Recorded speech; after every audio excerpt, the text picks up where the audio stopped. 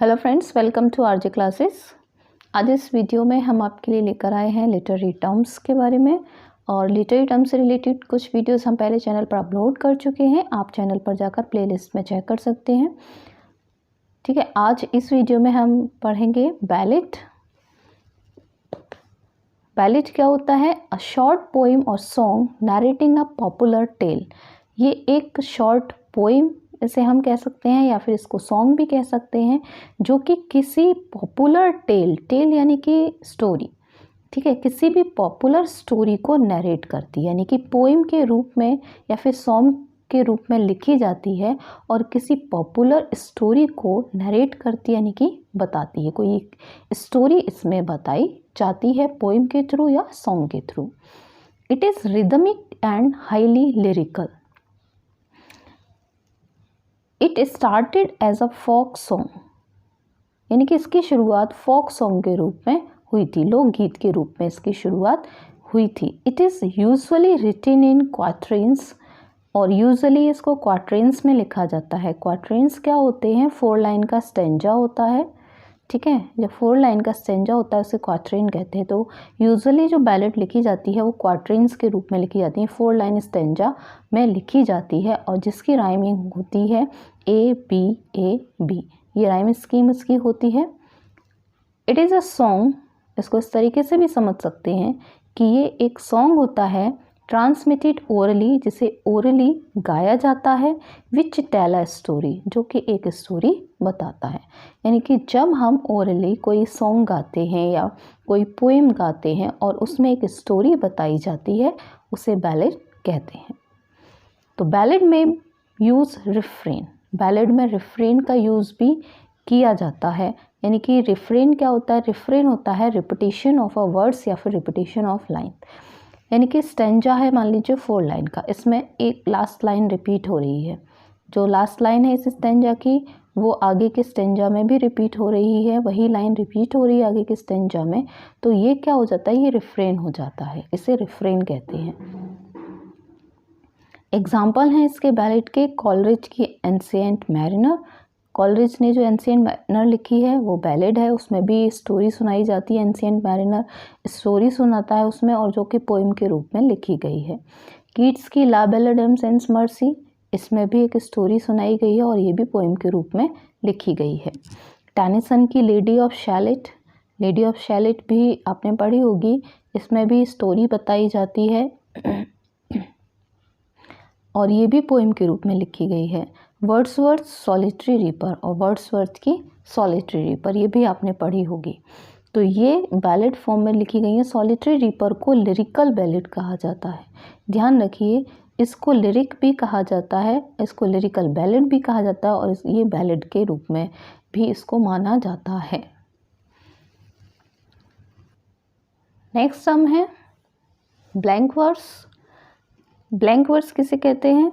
It consist of lines of iambic pentameter. इसमें जो lines होती हैं वो आयम्बिक पेंटामीटर में लिखी जाती हैं, विच आर अनराइम्ड, लेकिन जो अनराइम्ड होती हैं उनमें राइमिंग नहीं होती है। हेंस द टर्म ब्लैंक, इसलिए इसको ब्लैंक वर्स कहते हैं क्योंकि ये अनराइम्ड होती है।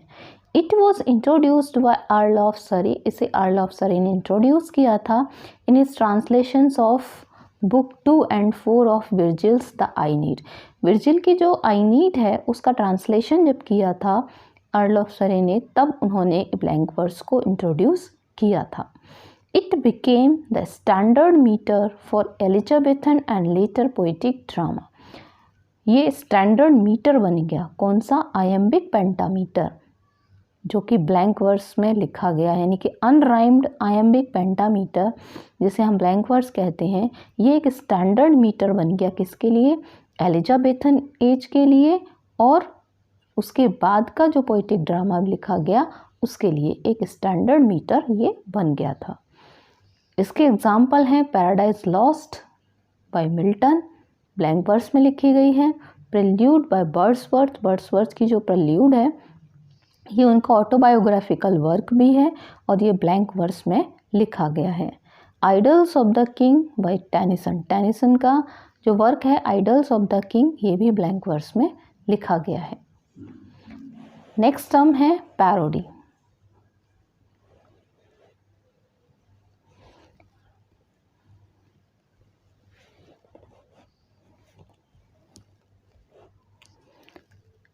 Comic imitation of serious words. Parody क्या होता है? कॉमिक इमिटेशन होता है।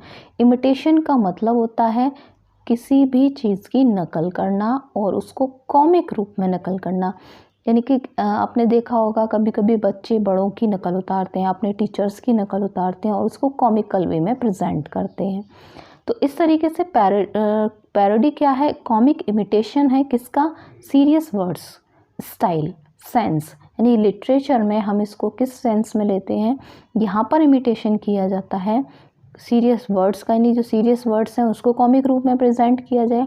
सीरियस स्टाइल है या सेंस है या सब्जेक्ट है किसी भी राइटर का, उसको अगर कॉमिक रूप में प्रेजेंट किया जाता है to make them appear ridiculous, जिससे कि वो रिडिकुलस लगे, हास्य लगे, तो उसे हम पैरोडी कहते हैं। यानी कि सीरियस चीज़ को अगर हम कॉमिकल रूप में प्रेजेंट करते हैं उसी चीज़ को, क्योंकि अब हम उसका इमिटेशन कर रहे हैं बट कॉमिक वे में कर रहे हैं, तो वो हो जाती है पैरोडी।